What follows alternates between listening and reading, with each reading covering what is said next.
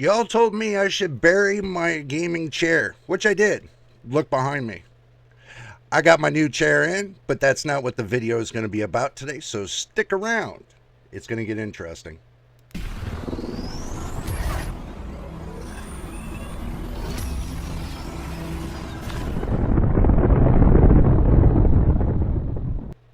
And good morning, good afternoon, good evening. I'm going to take my hat off.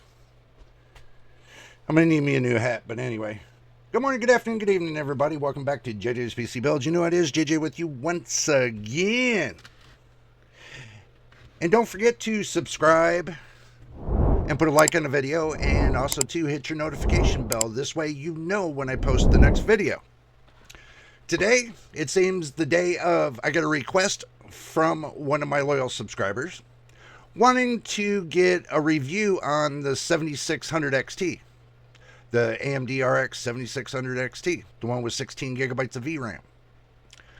We're going to go ahead and jump into that, and we're going to show you what's going on with that. So stick around. Don't go anywhere. Don't touch your dial, because we got more coming up right after this. Okay, the request was done by the machine 4008. It was done a day ago. He said, "Hey Jay, do one on the 7600 XT. I have a friend looking at one. He just subbed, thanks." And also to Machine's friend, welcome to the family, welcome to the community right here at JJ's PC Builds. And I'm glad you subbed.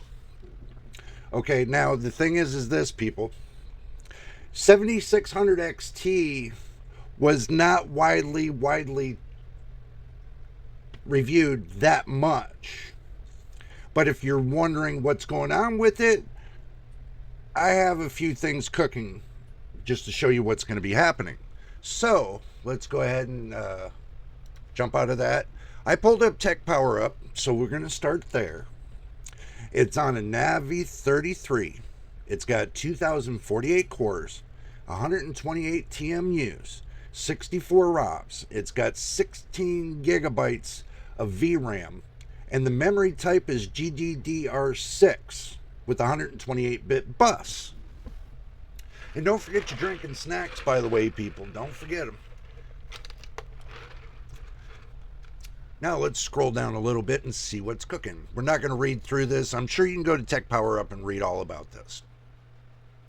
So we're going to do our own analysis of what's going on. So the code name is Hot Pink Bonefish. God, these names. It's based on the architecture of RDNA 3.0. It's made by TSMC. The process size is 6 nanometers with 13,300 million transistors. The density is 65.2 millimeter. The die size is 204 millimeter, and the chip package is monolithic. You know, it would have been nice if they would have did a chiplet. That's what AMD started basing themselves on, was the chiplet design. But obviously they did this monolithic. I guess their processors are the only ones that are chiplet design. Base clock is 1980 megahertz, game clock is 2470 megahertz, and boost clock is 2755 megahertz. Memory clock is at 2250, 18 gigabits per second effective. That means you got to have it up there in order to get it to be in its full effectiveness. Okay, sitting at 100%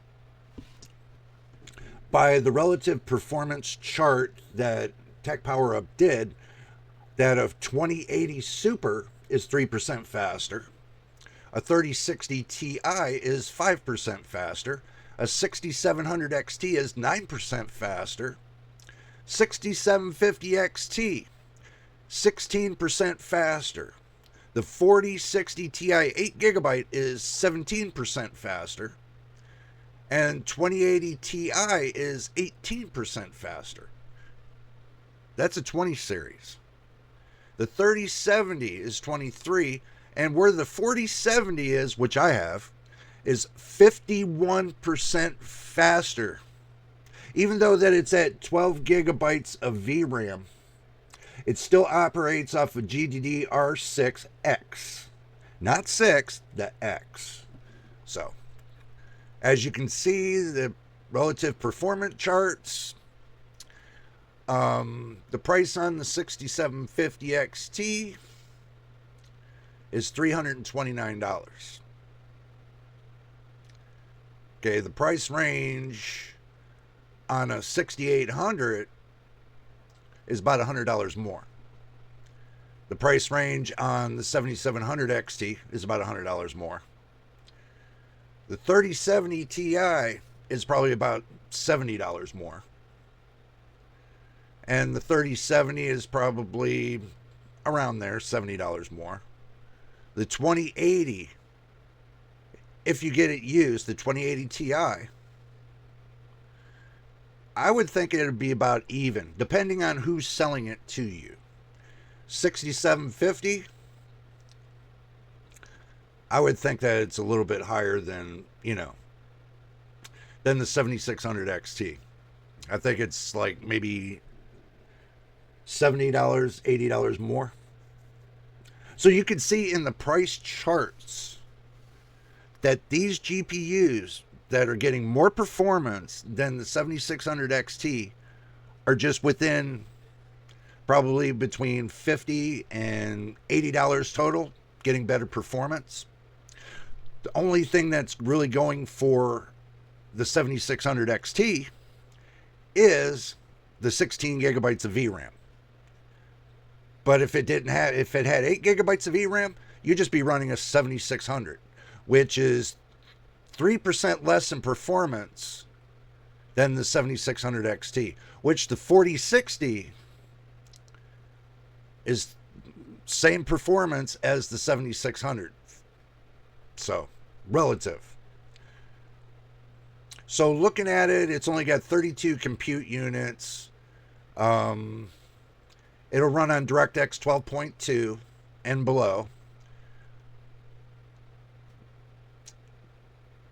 The TDP, the amount of power it should consume, is about 190 watts.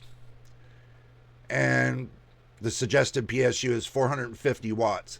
That is suggested to the graphics card. That is not the suggestion of the motherboard, the CPU, and everything else. That is just the suggested to the graphics card alone. A lot of people make that mistake. And they get it to where, they say, okay, well, I can run 450 watts with my computer, so I'll just get a 450 watt power supply and run it. Not happening. Not happening. And also, too, the caveat about this, the bus interface is PCIe 4.0 X8. That means it's not running X16. It's running one half of the amount of lanes that you would get on an X16 card. So, to me, I'd rather have the full path of X16 than I would X8. Especially running at 16 gigabytes of VRAM, you'll have less stuttering and everything else when you want to play those high-profile games. But the 7600 and the 7600 XT are within 3% of each other. So that really, truthfully, that really doesn't matter much. That's basically like, AMD just strapping on an extra 8 gigabytes of VRAM in a clamshell mode. And basically, because if you go here and you look at the 7600, okay, so you're looking at the same thing. Right here, you're looking at the same thing. Basically, right here, PCIe 4.0 X8, same amount of transistors and 900 yards. So you're only looking at a 3% difference. That's what you're looking at, a 3% difference between the 7600 and the 7600 XT. And probably close to $100 difference, $100 between the two. So you're only paying for the VRAM. In actuality, with 7600 and a 7600 XT, you're just paying for the VRAM. That's all you're paying for. I mean, that's the truth and the reality. You're only paying for the VRAM. So going over to videocards.com, looking at it, you know, it's only so many days old, from January 24th of 2024 of this year. So you're only looking at a card that's what, 7 months old? No, this is going into May. You know, you're looking at a card 5 months old. Sorry, my bad. So does it really give any better performance than the 7600? No. I mean, truthfully, it doesn't, because the bandwidth and everything else is pretty much the same. They both pull 190 watts. So, you know, I mean, looking over here at the 7600, I mean, well, this one says 165 and the other one says 190. So, I mean, that really doesn't make much of a difference. I mean, you'll probably lose like maybe 15 to 20 FPS using the 7600 compared to the 7600 XT. But I'm tell you, be honest with you, looking at the difference between the two, and we're on Tech Radar, you get the 7600 XT, and you can see they put the 4060 reference at 5 nanometers. Transistor count, the 4060 has more transistors than the 7600 and 7600 XT. As far as the boost clock, they're about relative within a certain amount of each other.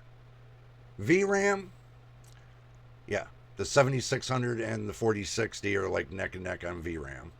The 7600 XT has only 8 gigabytes more. They're all running on 128-bit bus. The cache is 32 megs on the 7600, 7600 XT. This is a comparison. Okay, you can see they both have the same amount of bandwidth. They both have the same amount of shaders. They both have the same ray process. They both have the same amount of AI processors. The TDP is a little bit different, 30 watt difference. And one has, the 7600 XT has 2 8-pin connectors compared to the 7600, which has 1 8-pin connector.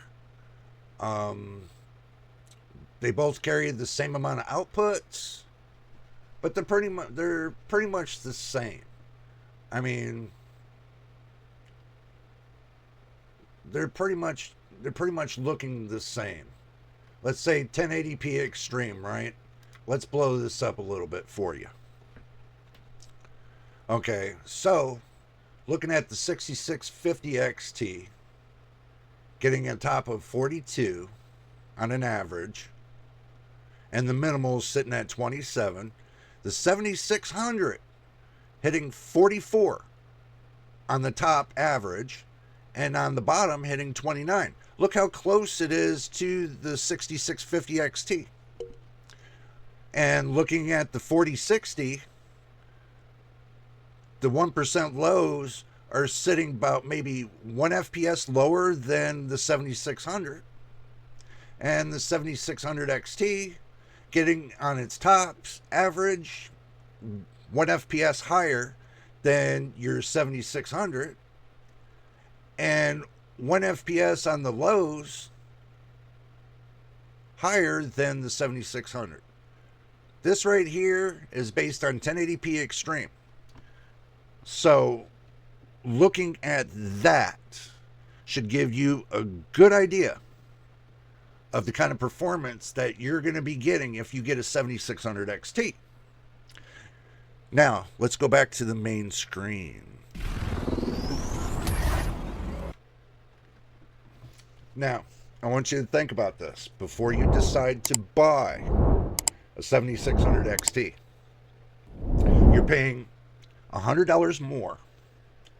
Just to say, you're paying $100 more than the 7600. You're only getting 8 more gigabytes of VRAM. And with 1 FPS percent more on average, you're not really getting much. So if you're going to spend that kind of money, you might as well just take and, strap a couple $100 to it and get yourself a 7800 XT right here. If you didn't see it, there it is, 7800 XT. I've already tested the 7800 XT with 16 gigabytes of VRAM.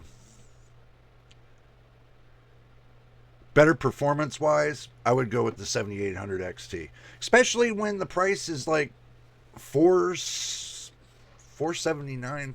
The last time I did last week on Graphics Card Nightmares, I priced it at, I've seen one for about $479. So let's do one more look, and we're just going to go to PC part picker. I'll take you over there in a second. Y'all don't get your panties in a wad. We're just getting it all set up for you.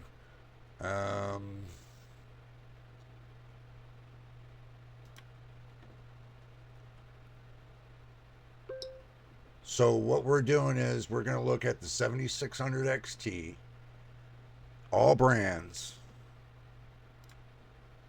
and we're going to have that little look over there just really quick. There we go. Okay, now let me kind of stretch this into frame. There we go. Okay, now we're stretched into frame. We're going from the lowest to the highest. And what's available right now is the 76 Asus TUF Gaming OC. What's on the market right now is $379. Okay, so now we see there's nothing else on the market. Now what we're going to do is we're going to look at the 7800 XT. We're going to add that to the bid.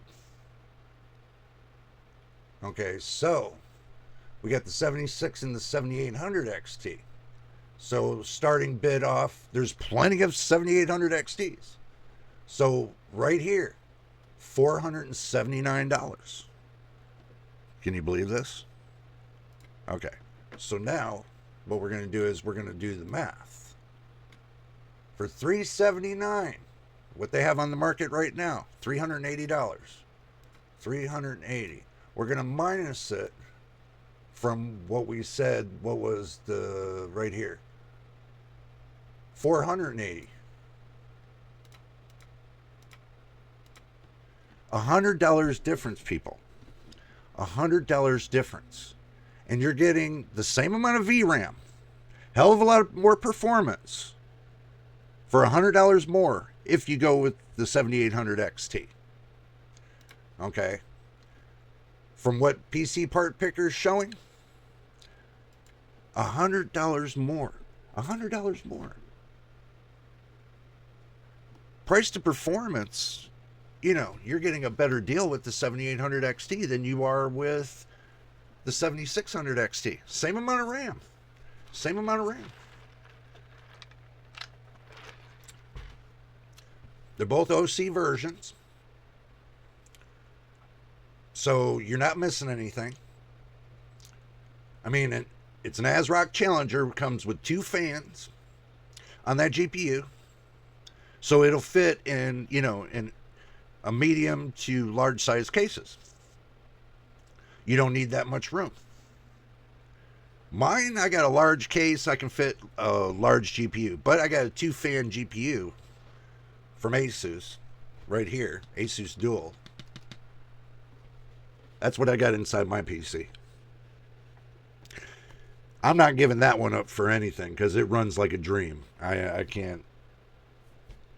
I mean, I can't even say anything bad about it because I've ran it for this long in time and I've had no problems. None. Absolutely no software, no problems, period. So, if you're looking to get a GPU, if you don't want to pay that extra $100, then yeah, go with the 7600 XT. But if you're willing to pay that extra $100, then go with the 7800 XT. Make sure you have at least a 750 watt or greater power supply, so you don't starve your graphics card, so you don't starve your motherboard or whatever else you're doing. It'll run great with the 750 watt power supply. But the computer I built this one for has a 1000 watt power supply. And it runs great. I go over there, I test it, and I look at it every day. 7800 XT is a monster. But you don't need to run that with MSI Afterburner neither. See, that 7800 XT I don't run with MSI Afterburner. I use everything that's off of the AMD Adrenalin software. I don't need to overclock it because it's pretty much, it sets itself. And it gets a hell of a lot of performance, which I don't have to worry about. So, if you go to use MSI Afterburner, I suggest you do not use AMD Adrenalin. I suggest it. Because I found out using both of them together causes a conflict in Microsoft Windows. Doesn't matter if it's Windows 10 or it's Windows 11. That's on Windows 11. My computer's on Windows 10. So, but all in all, my 2 cents on the 7600 XT. It's a good low budget gaming GPU that you don't need to run with a high fancy motherboard and CPU processor and stuff like that. You can go budget with that, just to let you know. You can do an AM4 motherboard, like a B550 motherboard, with like the processor I use mine with is the 5700X. Or you could do a 5800X 3D. That's only like maybe 60 or 70 bucks more than the 5700X. You can do that too. And have yourself a great gaming PC, which the 5800X 3D will keep up with, close to, the 7800X 3D. So, let me move that over a little bit. I love this gaming chair. Oh, guys, look at this. Oh, man. I even got a little, right here. I got a little pillow here, too. Oh, look at that. And this thing reclines all the way back. Just to let you know. But all in all, you wanted a review on the 7600 XT. It's good for a small gaming PC. I wouldn't recommend running it with an AM5 motherboard. AM4 is just as good, low cost, and you can run everything on 750 watts. You know, you can run that on the total system power usage would only go up to about maybe 450, 500 watts total. So you can run it great on a 750 watt power supply with the right cooling, and make sure that your case, your PC case, has enough airflow to cool through. If it doesn't, then you're just wasting your time. That means you're going to have an overheated processor with a CPU processor with an overheated GPU, discrete graphics card. So do yourself a favor and make sure you got a high airflow case, something that pulls the air in from the front, a mesh front, like three 120 millimeter fans in the front, pushing air in, like a Meshify or something like that, and then 320 millimeter fans pulling air up out, and 120 millimeter fan in the back. So yeah, a total of 7 fans. And running it at, 2400 RPM. Keep the noise down. So there you go. My opinion, yeah, you can game on a 7600 XT. Is it worth it? That depends on what kind of PC you want to put together. Me, I would not use an AM5 motherboard with it. I would use an AM4. low cost, you know, and the CPU's upgrades for it is readily available for a lot of CPU upgrades with AM4 motherboards, the B550. I would stick with Asus when it comes to the motherboard. I know y'all are going to, say, well, Asus ain't got no great motherboards. AM4 is tested, retested, and tested over and over and over again. It's been tested for many years, 9+ years. So it is a reliable platform for people that just want to build their PC, have no problems, and just game. Okay, it's a reliable platform. I can tell you, I got the Strix B550 motherboard with the 5700X, and running it with the RTX 4070, and 64 gigs of DDR4 RAM at 3200 megahertz CL16, using an AIO cooler for the cooling for the processor and fan cooling for the GPU. And they both stay between 62 and 65C all day long. I don't have to worry about no transient spiking, nothing. Because the way I balance the system, they both heat up the same, they both cool off the same. They're matched, they're balanced. When you can balance the amount of temperature on your processor and your graphics card and keep them both at the same temps, then you got a well-balanced system, which mine is. I'm not pulling no power making this video. I'm sitting right at idle making this video. So, but anyway, that's all I got to say about the 7600 XT. If that's something you want to buy, that's up to you. But for $100 more, I would decide to go to a 7800 XT, getting more performance and everything else. Do your diligence. Look at the relative chart on Tech Power Up between the 7600 XT and the 7800 XT, and look at how much more performance you get with the 7800 XT. Just think about it, and make sure your power supply for your computer is at least 750 watts. At least. I wouldn't go anything below 750 watts because I've tested it. I tested it at 600 watts, 500 watts. I've tested it at many different wattages with different cards. But I found to be the best is gold rated PSU 750 watts. Or you can do platinum rated PSU at 750 watts or greater. Platinum's better. The more amount of watts that you put into your system, the more that you look at for futuristic terms. So you're futuristically setting yourself up for, like 2027, 2028, to where you got enough power to run whatever you have in your system. So, on that note, and machine, understand this, when it comes to your power supply, you should never feel that you have to be hampered because of your power supply. Your computer will pull the only amount, it will pull whatever power it wants, but when you got a 1,000-watt power supply, you don't have to starve your system in order for it to run correctly.